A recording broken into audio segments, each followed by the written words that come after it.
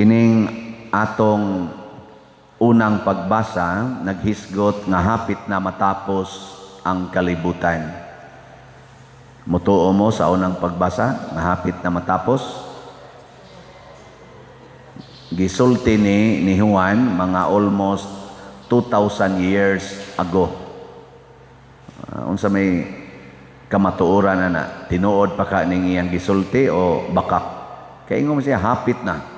Yan, iabot na lang 2,000 katuig. Wap aman. Unsa man ni tinuod ning iya dili. Klarohan yung tubag, mura magway klaro. Dunay laing gisulti sa atong Bible nga ang usa kuno katuig ang usa ka adlaw sa Ginoo libuan katuig na kuno na dinhis kalibutan. Nya kana kunong libuan katuig dinhis kalibutan usara na kaadlaw sa Ginoo. So kung libuan katuig ibutang nato usa ka adlaw 10,000 years na para sa Ginoo, para dinhis kalibutan ang one day sa Ginoo. So few hours pa lang ning atong na-spend. Abot mao ba ka na tinuod or few minutes pa lang ni. Kay mubo pa kayo. So hapit na matapos. Si kuan bitaw si kani ba mga mystics ba sama ni Saint John of the Cross, nila ni Saint John Mary Vianney nga hilig kayo mag-ampo. Kung maka-experience na sila Saint Francis o uban pang mga kani mga monghe nga mga santos kay kinabuhi, maka-experience na sila og presensya sa Ginoo, inikamatngo nila sa buot, mabalik na sila sa ilang senses, ilang hunahuna nga few minutes pa lang sila nakakita sa Ginoo. Mura lang ba kanang glimpse lang bang ilang nakita sa Ginoo, pero ang nag-observe nila ning abot na dahil sila og hapit na one day na way tindog-tindog ditong nag-ampo gikan pagbuntag hantod sa gabi, pero inigkamatngo na nilag buot few minutes ra ilang hunahuna. So ang presensya sa Ginoo di gyud ma-measure sa atong time. Muna moingon gani si San Juan nga hapit na matapos, posible karong taod-taod tapos na gyud.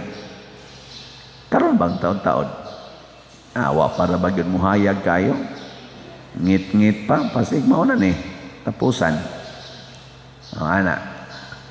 Pero importante ba nga matapos or mahadlok ba ta nga matapos ang kalibutan? Dili. Ngano man kay ang pulong nga naghimos kalibutan nga mao ang gitawag og kinabuhi. Niya ang another term na sa kinabuhi, kahayag, nga naghimo sa kalibutan, nagpakatao, nahimo siyang tao. Pasabot, ang naghimo sa kalibutan nga tapusunon, nagpakatao. Nganong nagpakatao man siya? Aron ang tao nga gihimos Ginoo nga nias kalibutan sama nato, lingi sa kuno na imong tupad bi siguro sa ing na tao ka ing na basin niya nag-iro hinoona na tao ka ana no og tinuod gina siyang tao, nagpakatao ang Ginoo aron nga ang Ginoo nga dili matapos, way sinugdanan og way katapusan, di Alpha and the Omega. Anong nada sa atong altar ba to asa dito kanang dia mo man kanang symbol do kabuk. Kita mo na? Ang padasabutan na Alpha, Omega, the beginning and the end. Wa may mahimong beginning o end kung di ka eternal. Amo na, ang Ginoo nga way katapusan, nagpakatao naman siya, aron ang kalibutan, labi na gid ang tao nga dunay katapusan, makaambit sa pagkaway katapusan. So kitang tanan karon kuan na ta kandidato or qualified na ta nga moambit sa pagkaway katapusan sa Ginoo. Pero unsa may ilhanan nga gisulti ni Juan nga ang kalibutan hapit na matapos. Unsa may ilhanan? Matod pa ni San Juan, kay daghan na ang kaaway ni Kristo. Antichrist. So ang timaan gyud nga ang kalibutan matapos kung mag-anam na gyud kadaghan ang kaaway ni Kristo. Kinsa man ning kaaway ni Kristo? Ang mga tao kuno nga wa motuo sa kamatuoran. Nya unsay kamatuoran? Nga si Kristo mao ang pulong nga nagpakatao, nya kitang tanan nahimo ng anak sa Dios.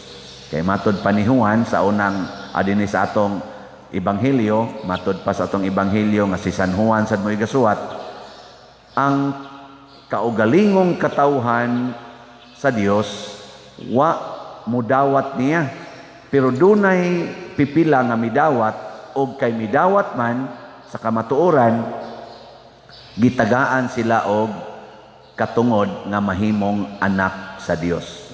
Kung maanak na ta sa Dios, adto natatipon niya dito sa way katapusan nga himaya. Pero og mudawat sa tas kamatuoran. Kuno lingi ako no na imong tupad. Ina mudawat ka nga anak ko sa Ginoo. Ina kuno siya. Ina mudawat ka nga ako anak ko sa Ginoo. Kay usahay ra ba nang imong tupad? Gatan-aw na nimo simba-simba oro ni buang-buang dako ay ana. Wa gid siya kaila nga ikaw day anak kas Ginoo. Niguli nimo sa inyo, kaila ka mo nga katong nahibilin ro sa inyong balay nga wa pa gani mo bangon kay sigig duwa sa computer, anak ya puntos Ginoo. Basig inyo tong yaw-yawan, basig inyo tong balikason. Kaila mo nga kining gamisa anak ni Ginoo. Mutuo ka mo sa isulti ani. Kusga. Nya mo palit mo slat.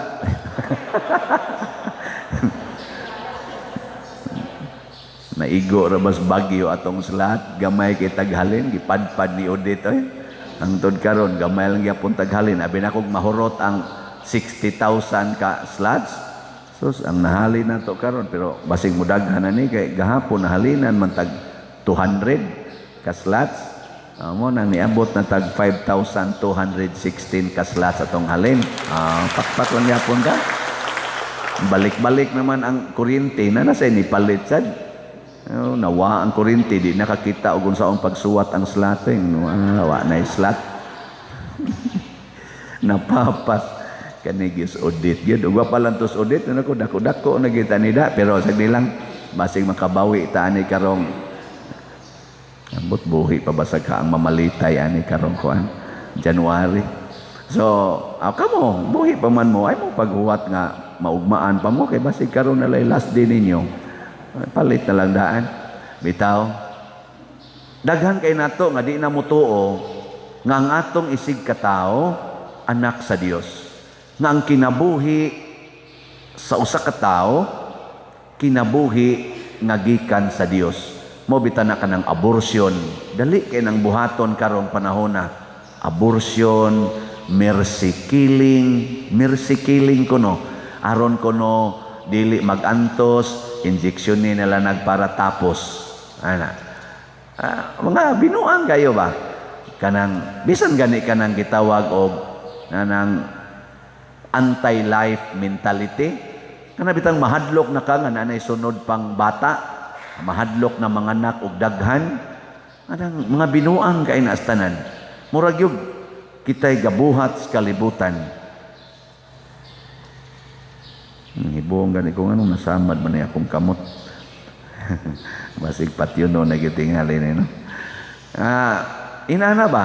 Ano bitang murag kita'y nagbuhat sa kalibutan, kita na nagsigig sukod-sukod kung overpopulated ba ta or underpopulated, developed ba ta or underdeveloped. May nakay tang mo kwinta-kwinta ana to the point na nangahadlok na tagbata. Sige tag celebrate sa pagkatao sa Ginoo, sige tag debosyon ni Santo Niño, pero hadlok og bata. ikatulong higayon lingian na imong tupad. Ing na okay pa nimo mga anak ka. Or mo paanak pa ka. Og laki ing na okay pa nimo mo paanak pa ka. Nya og babae gina okay pa kag mga anak. Di ba mo balibad, uy, simbako. Anti-life na nga mentality. Kinahanglan yun nga, mahigog matas kinabuhi. Kaya kinabuhi, matud pa sa atong ebanghelyo, mao ang kahayag. O kining kahayaga, mudanag nis kangit-ngit. Kanang di mudawat og kinabuhi, unsa man na, kangit-ngit, mao na yung mga anti-Christ. So pila ka kabuok ron ang anti-Christ, kanang hadlok nagbata. Pila ka kabuok? Nining nanimba ka ron, pila ka buok? Ang anti-Christ. May paming mga pari, kay ganahan kay may bata. Kaya amo man ang bunyagan. Stipend ba yan na inig bunyag? Ay na lang na, kabunyag ta. Alam, opering naman sa dato din eh. Gagmay kay panghatag. Gadagko lang hikay, ang ihatag diri, gamay kayo. Mayroon ba untag, bisag tagaan lang untag, bisag duhala katako sa ilang giloto, wagi, ipada diri. Antos lang taong tagkaon na balik-balik, anang na diyang minantikaan nga, kuan, isda. May lang arang-arang lang sa nuna na minantikang isda. Usahay, tamatis lagi yun, kan nag-asin.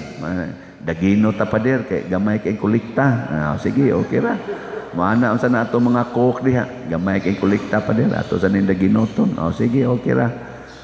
Kain katong gasigig pakasal diri dagko kay gihikay di man gyud padabi sa usa na lang ka tiil sa inasal. Nya tagtulo ka buk inasal tuyok-tuyokon dito, ang pari maglaway lang taon na. Diha bita toy gapista ba nga kapilya di lang ko musultig diin kay basing makonsensya mo. Nagmisa ko nya ang misa kay alas 10 mans buntag nya mo pa man na isugod pang luto. Na isugod pang luto gud. Pader wara bagid mi pakaluto. Pader tan-aw na ko tos mga kilid-kilid sa ato mga balay ba. Pulos gyud na nagtuyok og mga inasal dagko kayo mo pa sinoy pagsugod gyud nilag tuyok. Sikog pasiplat ako siya ro wa gyud naglutog sayo-sayo. Ibaw gyud nga alas 10 ang misa. Gyud. Hindi, padungog-dungog lang sa ko. Pwede ra gud sa ipada. So, ni gabi na lang, wag ni abot diri. Nako, kayo mga batasan, wa mahadlok gabaan sa pare dai. Daghan ato inasala gipang tuyok didto. Ang ano niabot mo ko ning istorya ha? Kana bang ang ako ba nga napitan ay mo gahadlok og kinabuhi. Nga naman, kay ang kinabuhi maoy tuburan sa grasya. Matod pa sa atong ebanghelyo.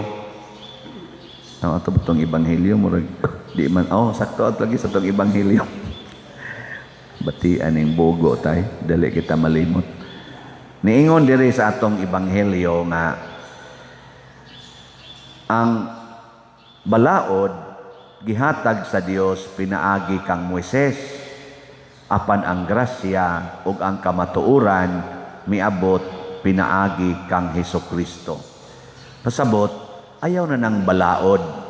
Unsa may balaod? Duha lang ka anak, tulo lang ka anak. Unsa may balaod? Ako ning yuta, kuralon ko gyud ni kay balaod ni siya. Unsa may balaod? Nang agianan, kinahanglang ana. Nga balaod ba? Unsa may balaod? Kinahanglan nga dili ka mamakak. Mga balaod na siya. Di kay tapatuyang ana. Unsa may importante? Ang grasya. Unsa man ang grasya? Na bisag makasala ta, pwede ra kita magbag-o. Bisan pagkaron daw kay ka, pwede ra jud kag magbag-o og moingon, magmanggihatagon ako sugod January 1. Di ba? Tapuson ko na ning akong pagkadaw. Tapuson ko na ning akong pagsigig dumot aning akong bana nga dugay na nakong gibuwagan. Ako nang tagdon ang akong bana, apil ang iyang kabit. Sugod January 1. Kaya nga naman, grasya sa Ginoo ang pagpasaylo. Grasya sa Ginoo ang pagdawat. Grasya sa Ginoo ang akong pagbag-os kinabuhi. O di ba? Posible ba na? Yes, kay available na ang grasya, hunong na ni anang balaod. Bisan gani kaning atong human nature, gitawag manig divine law. Ayaw pagpadala, ay pag-ingon nga, ingin-ani naman yun ko. Dawatan na lang ko ninyo, kay mao mo gini ako. Hindi, oy, naay grasya. Naay grasya. Mubag-o na nimo. Kadaghang mga buangon nga karon buutan na kayo. Di ba? Daghan sa mga buutan na karon buangon na sad. Kaya nga naman, nibiya sa grasya. Daghan ay. Kadaghang kaniadto sige serve simbahan, karon sige naglibaks pare. Nga naman, tungod kay nahiubos lag kausa, wa na, sige naghuna-huna, tuo mo ka ng parian, tuo mo ka, di oy may kaya pa, ay sus, kailan ako ana, ana, no? Kamu, kanusa ka mo mubiya din magsige mo glibak na ko. Naamoy plano? Naamoy grasya, no? Nga kakita mo na ako nga ngayon na kayong libakon, may ngora mo, ay pasaylo alan ng paria, kaya mo gina ang atong makapalambo sa grasya. Di ba? Sige, lagyan po mong hugs kolekta. Ana? Nga, grasya na mo hugas kolekta. Grasya, o di ka mo hugs kolekta. Mo na disgrasya. Kaya nga naman, nibiya na ka sa imong pagka-generous, nibiya na ka sa imong pagka-matinabangon. Di ba? Mo na hinaot paunta nga di ta magpawa sa grasya o kundo naman tay mga buhat nga sukwahi sa grasya karong bag-ong tuig ato na ning usbon manindog.